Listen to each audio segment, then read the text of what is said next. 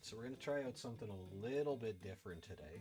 I got a webcam in, which you might actually know because on my last video I kind of messed up, well actually last two videos I messed up the recording because I was using my webcam audio instead of my, what even is this, Blue Yeti microphone, which is generally higher quality, but also just the levels were way off. Anyways, all that being said, I am going to do a deck demonstration, but this time with a real deck. Now this is the actual one that this is an actual one that I bring with me to events and stuff like that. And today, I'll just pull this out of here. We're going to be talking about Ceruledge, which, you know, obviously the mat here represents pretty well. Now Ceruledge is one of my favorite decks to play, for a variety of reasons. Honestly, one of the most notable things about this deck that I really like is the fact that when I was kind of just getting into the game, I looked at the, upcoming cards for Surging Sparks. It is Surging Sparks. I looked at those, the card list, and I was like, you know what? I think Ceruledge is going to have some wheels, and it turns out that it's not super meta defining or anything, but it's good enough to kind of take some wins, and so that is something that I very much enjoy. Briar here is kind of a little bit too reflective, but we're going to go through these cards kind of one by one. But yeah, I just kind of thought that it'd be interesting to actually look at the physical cards here. So we're going to, you know what, let's not do it this way. Let's just go through Pokemon first, and then we'll kind of go through each other section of the deck as it comes. And then afterwards, I do also have this deck available in whatever it's called in Pokemon TCG Live, so we'll probably do a demonstration that way, just because I'm not going to play with anyone in person here.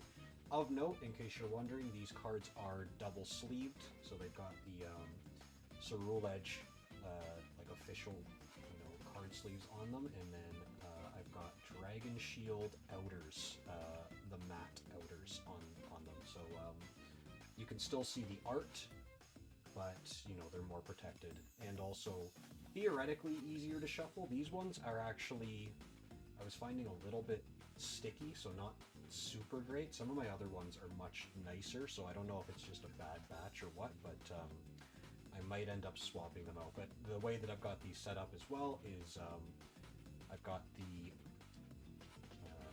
the outer sleeves loaded from the top, so you can see, maybe you can see down here is where the opening is, and then the other ones are loaded the other way, so that the art kind of matches up there.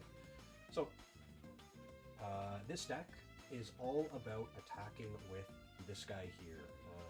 Sorry, I'm a little bit new to this. There we go. Ceruledge EX, and that attack there, Abyssal Flames, is the one that you're going to be using. It is a 30 damage plus 20 for each energy card in your discard pile. That's just energy any kind. Let that refocus there for a second. So we're running 3 Ceruledge EXs and 4 Charcadets to evolve into that. The specific Charcadets don't matter that much, as long as, I think there's an 80 HP Charcadet that has a 2 retreat cost, but a better attack, so that one I don't necessarily recommend. The other ones, you can see this one's got Will-O-Wisp for 20 damage. This one has Heat Blast for 3 energy and 60 damage, but you're probably never going to make that happen. This one's got Light Punch and Combustion for 10 and 20, but 2 energy on the 20. And I think I've just got 2 of them with Will-O-Wisp. Oh no, I've got 2 of them with Heat Blast. So there you go. All different arts on those guys, just because I felt like it. So yeah, the point of this deck is obviously attacking with the Ceruledges, meaning that generally I find that going first goes pretty well for this deck. We'll get more into that as we kind of get into supporters and stuff like that. I have run this deck a couple different ways. I ran it with no Vs at all. I tried out Regidrago V-Star, which, while interesting, would require kind of a vastly different kind of build for the deck. I am currently trying out the Palkia V and Palkia V-Star variant. Now Palkia V does absolutely nothing for this deck, but Palkia V-Star has this ability. Let's see if we can get that to focus there. Star Portal. During your turn, you may attach up to 3 water energy cards from your discard pile to your water Pokemon in any way. So that's your V-Star attack. So, or not attack, sorry, ability. You can use that to either attach 2 energy to Palkia itself, and then use Subspace Swell for, let that focus again, if it will, maybe it won't. The attack does 60 damage plus 20 for each bench Pokemon on both sides. So maxing out, that'll do 260 damage normally if both benches are full. However, if you're up against, variants of decks that are filling up their bench even more with Area 0 underdepths, you can get even higher damage out of that, going all the way up to, 300 easily, which would be pretty well enough to take out anything. However, the other thing that you can use that with is Radiant Greninja. Now, Radiant Greninja is already kind of part of the deck by default because of concealed cards. You want to be cycling through your energy as much as possible with this deck. But additionally, you can see that Moonlight Shuriken there, which you can actually set up super easily with Star Portal to do 90 damage to 2 of your opponent's Pokemon. You discard 2 of the energy, so it's a one-time deal, but it works out pretty well. A lot of the time you can kind of bench snipe for a win, or at least for, a decent amount of tempo in the mid-game. Fan Rotom is a little bit of an odd choice. It doesn't do the same thing at all that it does in Terrapagos. Is that going to focus if I put it anywhere around here? Not really. Okay, anyways. The only reason that you run Fan Rotom, and other things can potentially do the same thing, you can see that Assault Landing does 70 damage, but it does nothing if there's no Stadium in play. Most of the time, if we go through here, we're going to have Pokestop, or at least we're going to want to have Pokestop in play. Pokestop we'll talk about later. So ideally, this is either used for a first turn donk, going second first turn donk, or if not that, you can use it to take out Mimikyu, and that's largely the best reason to have it in the deck, because nothing else in this deck can deal with a Mimikyu, as far as I'm aware. Going on from that, we've got Pheasantipity EX. Obviously, we use that in like every deck. It's very, very good for Flip the Script, which allows you to draw 3 if one of your Pokemon got knocked out last turn. And we are actually running 2 Squawkabilly EXs in this deck because the tempo gain, or the necessity of using Squawk and Seize on turn 1, it cannot be understated. You pretty well want to prioritize Squawking and Seizing on the first turn, irregardless of anything else. It's very, very imperative to kind of keep yourself, rolling through the game. To the point where I would almost prioritize getting a Squawkabilly out above like a Charcadet and other things. Most of the time I probably would, actually. Supporters, we have 3 Carmines. Carmine is very nice for a deck like this because if you're going first, you can still use her. It's essentially, Carmine is a Professor's Research, but you're allowed to use a turn 1, and because of that, you are only able to draw 5 cards instead of 7. So we're running 3 of her. We are running 1 Briar for the obvious reason that, our main attacker is a Terra Pokemon, and this can potentially swing the game in our favor if necessary. I will say, though, I don't generally find myself getting wins off of Briar. Maybe I'll leave these out like that, actually. Once again, I'm kind of new to this whole way of doing things. 2 Boss's Orders. You should know what Boss's Orders does, but in case this is your first experience with Pokemon deck building, it allows you to switch one of your opponent's bench Pokemon to the active spot, so essentially it's a Gust effect, which is a term used when explaining moving stuff from the bench. So yeah, you're allowed to snipe different things. A lot of the time, if you can't, I guess the main reason for using Boss's Orders actually is because ideally, in the later game, you're going to be able to just take out anything with, actually, I should actually explain this. Ceruledge EX's attack does 30 plus 20 for each energy in your discard pile. That means your breakpoint for taking out a Charizard EX is 15 energy in your discard. Now we are running, I believe, 18 energy in this deck.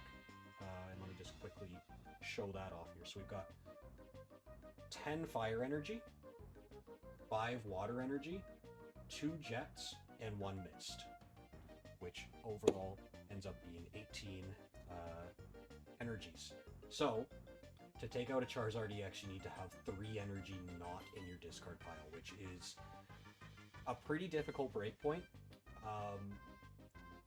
And it's kind of just what you have to do. You rely a little bit heavily on stuff like Night Stretchers to bring energy back from your discard pile. You'll see we're running 4 of those, but we'll get to all that later. So anyways, Boss's Orders is a good intermediate step in the case where you need to take out something that you can't take out with your chart or your Ceruledge on an earlier turn. You can, Boss's Orders up like a Pheasantipity and take it out for way less energy requirements, right?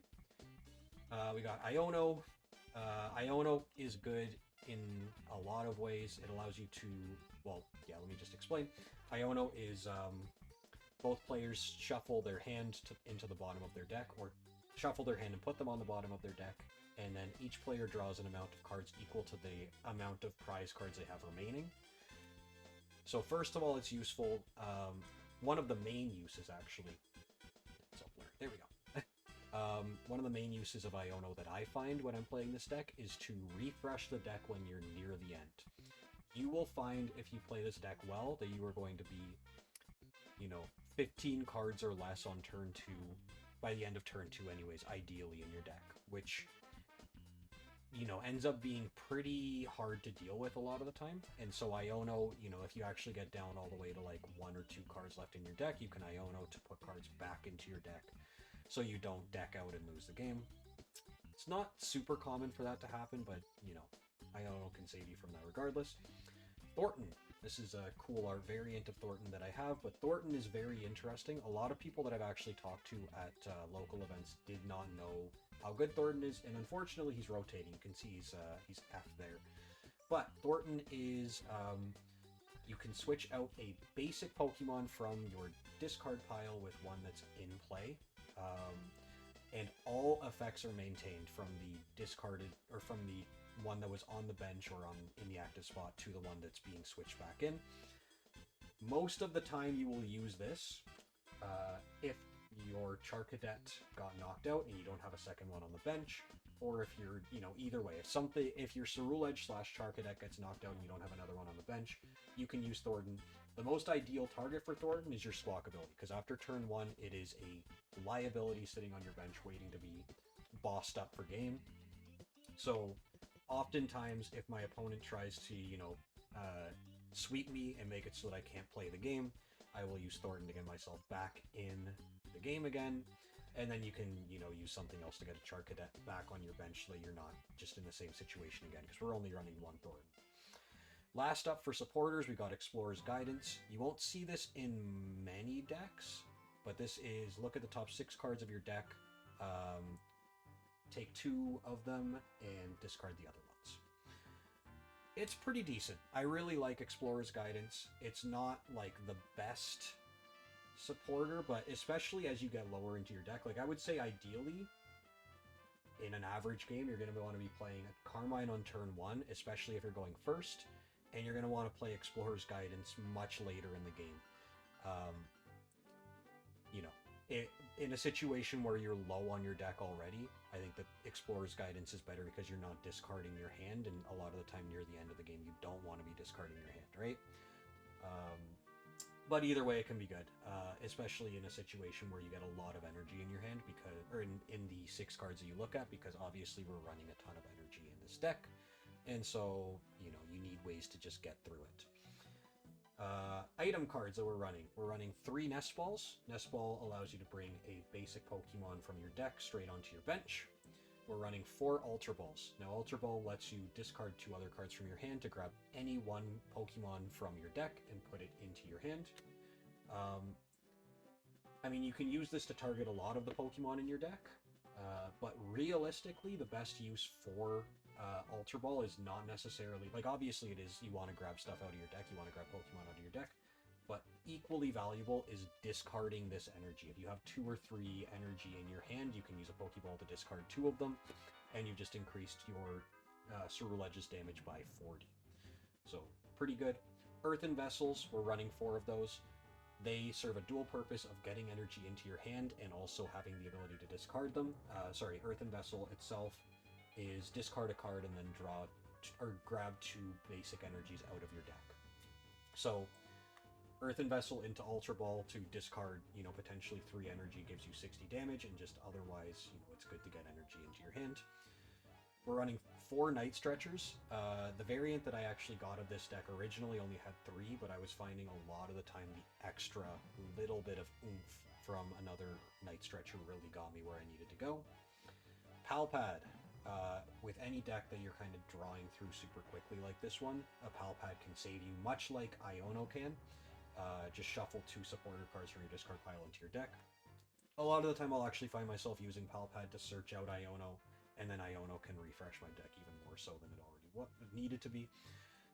And last up for items, we got Brilliant Blender. Now this is an A-spec that's new in, it's new in Surging Sparks. Let me see if I can get that to focus. This one's going to be hard because of, there we go. Search your deck for up to 5 cards and then discard them, then shuffle your deck. Sounds super bizarre. Sounds like you would have no use whatsoever. This card is super, super nice.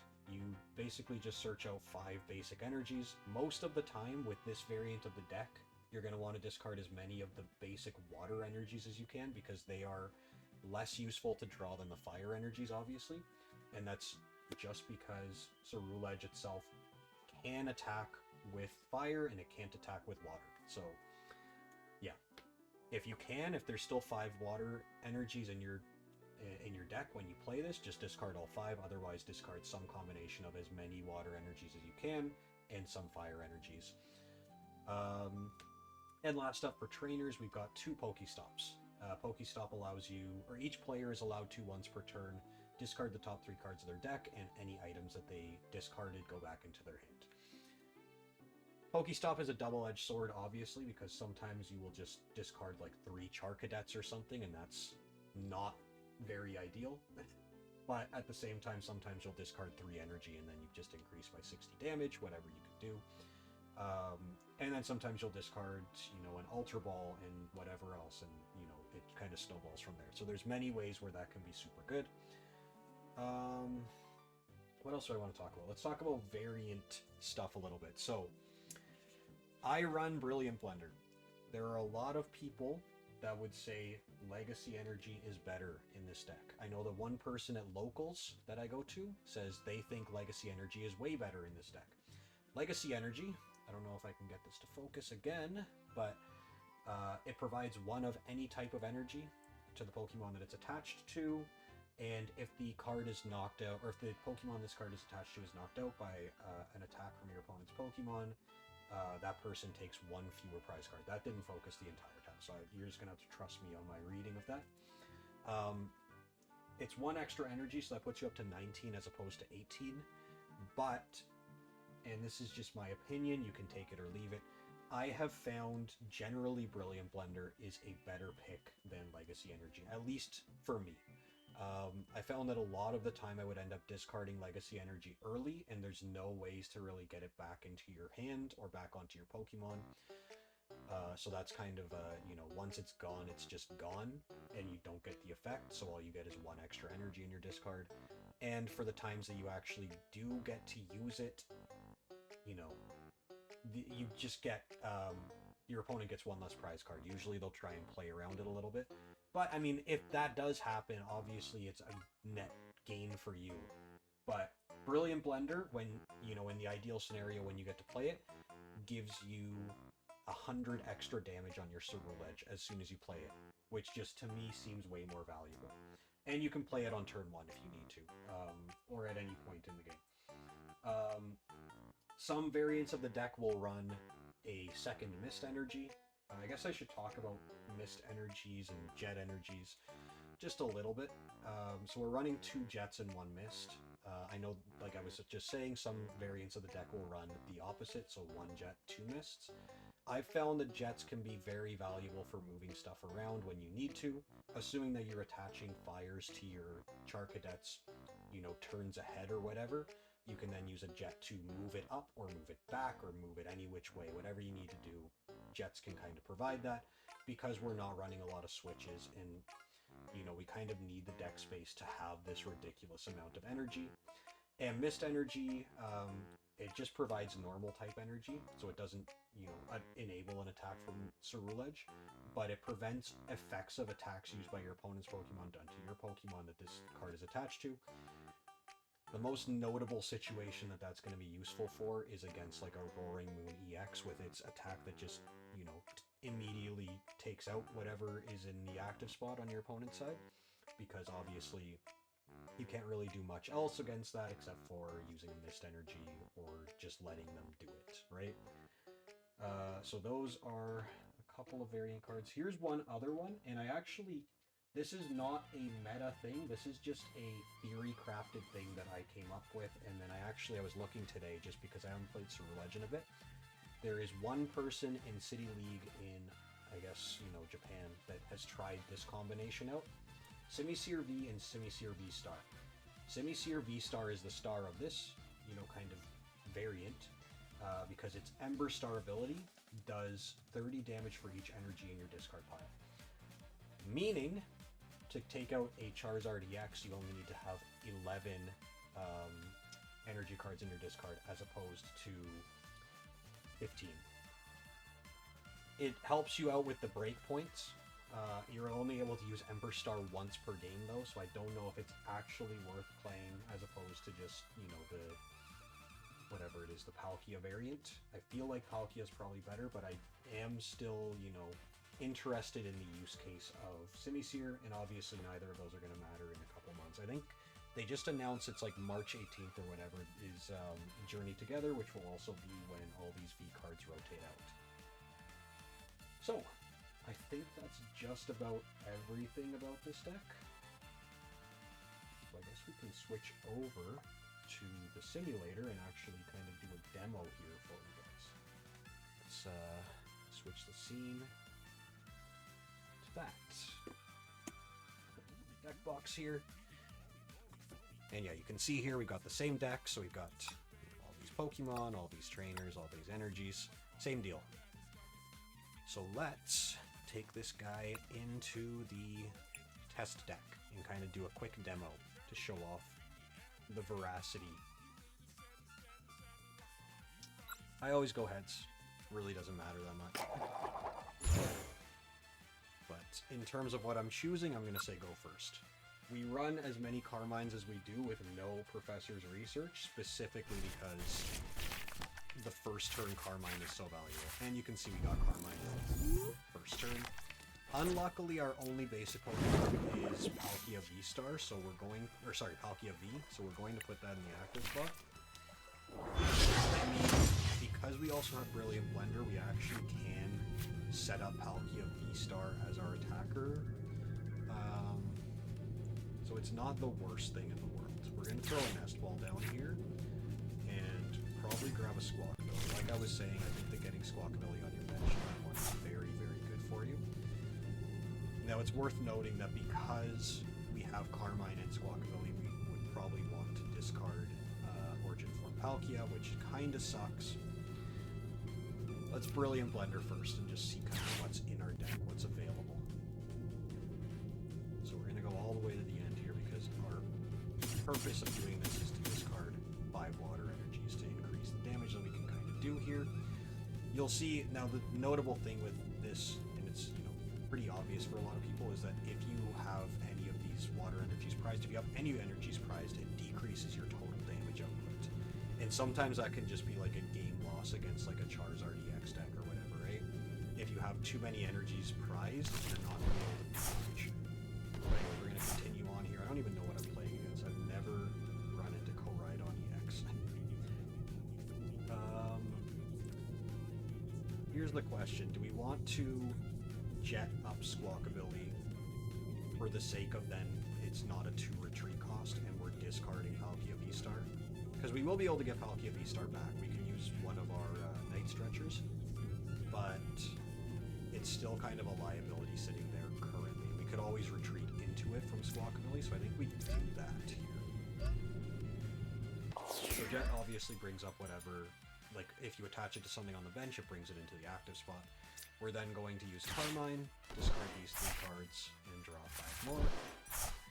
And we're getting some pretty bad luck here. These are a lot of good supporters that we would actually want to not discard. but we also want to get a Char Cadet on the field turn 1 if possible. So I'm actually going to Squawk and Seize, even though it majorly sucks here. Okay, so we got our Char Cadet, we got our Radiant Greninja. We'll throw Pokestop down as well. We can Pal Pad to get some stuff back. I'm going to conceal the cards first, because we've already done our basic, our energy attached to the turn. Getting a second Char Cadet onto the bench is almost always a really good call. There's some niche cases, or edge cases, I guess, where, you know, if your opponent can snipe for multiple, you know, hits on the bench, it's a little bit rough, but overall I'd say that it's worthwhile. We might as well spin the Pokestop here as well. Okay. We actually discard a Carmine, an Energy, and a Squawk ability. That's actually overall pretty good. And do we want to use that right now? If we were to use Pal Pad right now, we would probably grab out Iono and Boss, but I think we could leave it because we don't necessarily need to right now. The other question at the end of this turn is, do I think the Koraidon's going to be able to attack during this next turn? Because if he is, I would want to retreat Squawk ability into one of these Char Cadets as like a sacrifice, basically. And I think we're going to do that. Bring this guy up. And we will end it there. You can see I think I said this already, we've gone through half of our deck already. Which is, you know, that's just kind of the power of this kind of deck, right? Obviously we got 2 discard your hand and draw 5s. Or discard your hand and draw 5 and a discard your hand and draw 6. On top of using Pokestop and random stuff. Now he's actually swapped a Pokestop out for like Acuity. Okay, so fighting in water. Take 20 less damage from that. We'll have to just take that into consideration when we're fighting this. He does have no cards in hand, so I don't know what the plan is exactly. We will use concealed cards right now. At here, we got an Earthen Vessel, so we can actually even do something similar again, and I think we will. So discard another energy, and then we'll draw 2 more. If we look at our energy our discard pile here, you'll see that we've got 11 energy in the discard pile, meaning that we're doing 250 damage with a Ceruledge attack at this point. And we'll use Explorer's Guidance next, I think. So these are the 6 cards that are being offered. I think we're going to want to grab the Ultra Ball. And is there anything else we would want to go with Nest? Not particularly. I think we're just going to grab Earthen Vessel. Second in there. Discard all that stuff.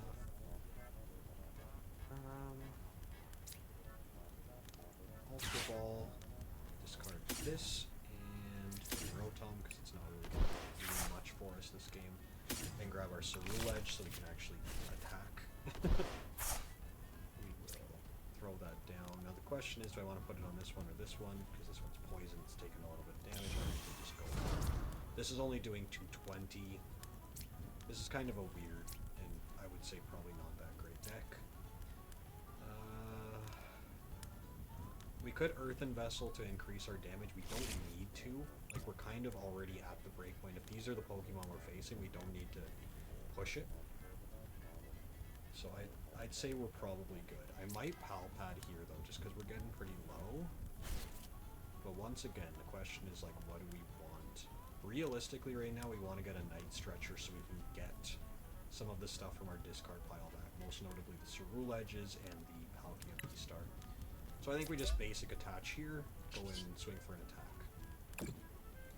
Obviously it'd be nice if I boss up one of the Koraidons instead, but to be fair, he's got an empty hand. So it's not going to do much. Okay, there's one of our Night Strikers, so that's good.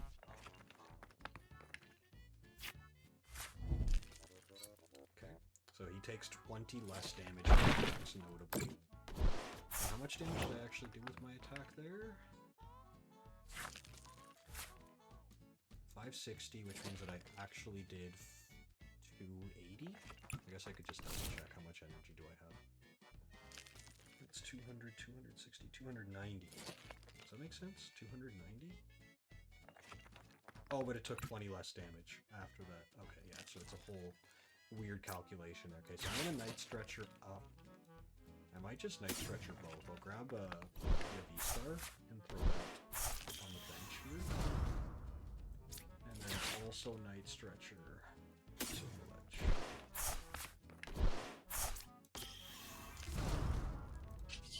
Yeah, 290. So we could Subspace Swell. We don't really even need to right now. We're just kind of gonna roll through this, but maybe next turn we'll just, in example, demonstrate what it can do or whatever. Although in this specific case, it's not really gonna do much for us. Like, I really don't know what this deck is that I'm playing against, but it seems extremely bad, so it's not really worth knowing what it is.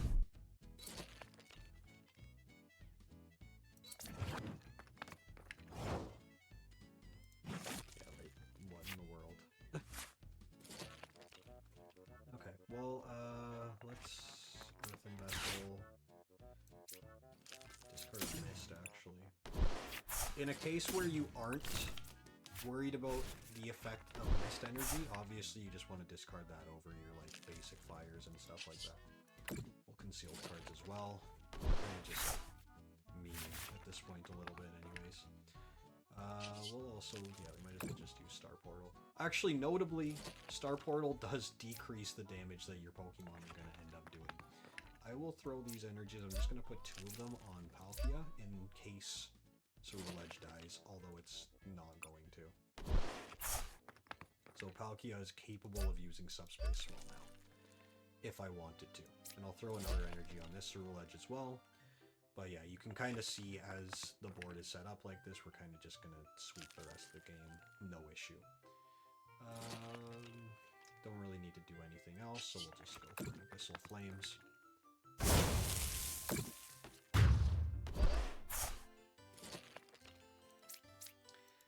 Now, it's worth noting, I got, you know, an extremely nice opening hand with this one as well. Obviously, the opponent is playing, like, whatever the heck they're playing. That, you know, they haven't taken out a single one of my Pokemon, and it's really not looking like they're going to be able to either. But, getting an opening with Carmine and being able to get a Squawkabilly in play, like, just being able to get through so much of the deck early is almost always worthwhile.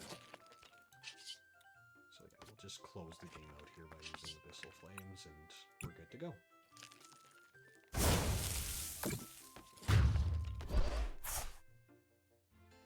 So yeah, this is Ceruledge EX. I really like it.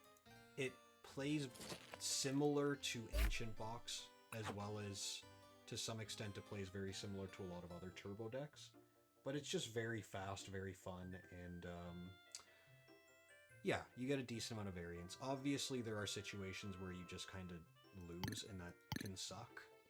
You know, if you draw a hand almost full of energy, you know, like 5 energy, 1 Charcadet, and like not even Earthen Vessel, something more useless than that, Fan Rotom, let's say, you're gonna have a pretty bad game.